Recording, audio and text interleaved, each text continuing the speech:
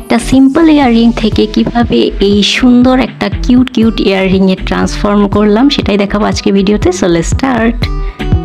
তো আমার কাছে হচ্ছে এই ইয়াররিংটা ছিল যেটা আমি অনেক দিন ধরে ইউজ করছিলাম, বাট রিসেন্টলি আমার মনে হচ্ছিল এটা অনেক বোরিং হয়ে গেছে, এটা কি একটু সাজগোজ করানো যাক। তো যেই ভাবা সেই কাজ, হাতের কাছে থাকা জিনিস দিয়েই আমি এটাকে ট্রান্সফর্ম করব।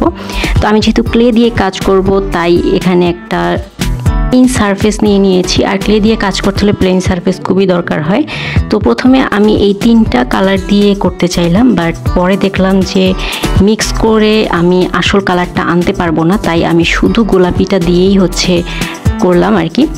তো আমি প্রথমে 2টো বলের মতো বানিয়ে নিলাম গোল গোল করে। এগুলো দিয়ে কাজ করা খুব ইজি, কারণ খুব ইজিলি এটাকে বিভিন্নভাবে শেপ দেওয়া যায়। তো যেটা আমি করলাম, এই বলটা এই ইয়ারিংয়ের সাথে অ্যাড করে দিলাম। আসলে আমার মাথায় কোনো ডিজাইন ছিল না যে আমি এরকম করব, আমি টোটালি একদমই না জেনে বুঝে শুরু করে দিয়েছি। তারপরে আমার আইডিয়াগুলো আস্তে আস্তে মাথার মধ্যে আসছিল।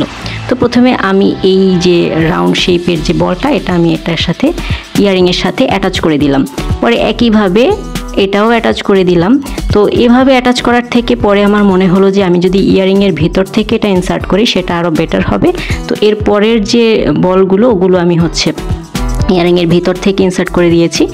এরপরে আমি ব্ল্যাক কালারটা নিয়ে নিয়েছি। আমি যেহেতু ব্ল্যাক অ্যান্ড পিঙ্কের একটা কম্বিনেশন করব আমার একটা ড্রেসের সাথে ম্যাচ করে, সেটা তোমরা দেখতেই পাবে লাস্টে, আমি পরেও দেখাবো তোমাদেরকে যে কেমন হয়েছে। তো আমি ব্ল্যাক কালার থেকে একটু নিয়ে নিলাম। আর এই ধরনের ক্লে নিয়ে কাজ করতে হলে অবশ্যই তোমাকে মেকশিওর করতে হবে যেন ক্লেটা বাতাসে না থাকে বেশিক্ষণ, কারণ এটা খুবই তাড়াতাড়ি ড্রাই হয়ে যায়। তো আমি এভাবে ইনসার্ট করে নিলাম, ইনসার্ট করে একটু শেপটা ঠিকঠাক করে নিলাম, যেহেতু এটা শেপ ঠিক হচ্ছিল না। আর সাথে সাথে ঠিক না করলে এটা তাড়াতাড়ি শুকিয়ে যায়, যার কারণে দেখবে যে পরে আর করা যাবে না। তো এই তো আমার 2টো বল ইনসার্ট করা শেষ। এবার আমি আর একটা ব্ল্যাক কালার আর পিঙ্ক কালার নিয়ে পুরোটা আরবার 2টো বল ইনসার্ট করব।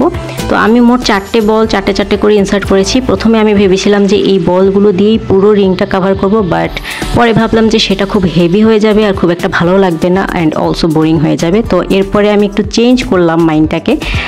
তারপর আমি যেটা করলাম যে একটু কালো আর গোলাপি রঙের ক্লে মিক্স করে আমি একটা শেড আনার ট্রাই করলাম, যে শেডটা একটু সুন্দর হবে দেখতে। সেই শেডের যে কালারের ক্লেটা হবে সেই কালারটা দিয়ে আমি এরকমভাবে মিক্স করলে কিন্তু সুন্দর একটা শেড হয়, তোমরা যারা ক্লে নিয়ে কাজ করো জানো।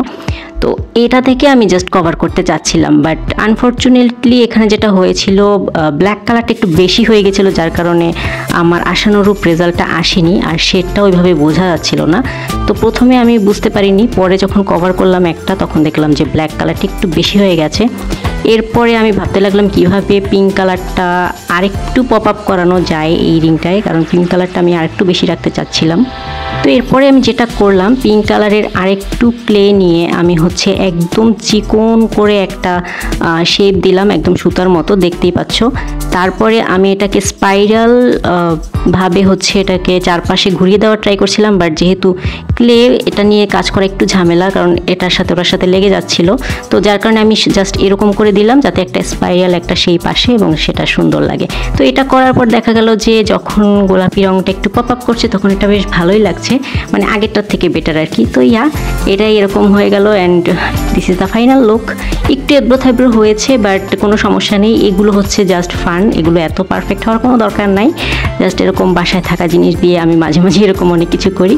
তো এই ইয়ারিংটা এবার আমি পরে দেখাবো আমার ড্রেসের সাথে। পরার পর এটা অনেক বেশি কিউট লাগছিল, আর এটা কিন্তু আমার ড্রেসের সাথে খুব সুন্দরভাবে মানিয়ে গেছে। প্রথম আমি চাচ্ছিলাম একটু গাঢ়, বাট এটাই কিন্তু অনেক ভালো লাগছে। So that's all for today. কেমন লাগলো জানাবি। Bye bye.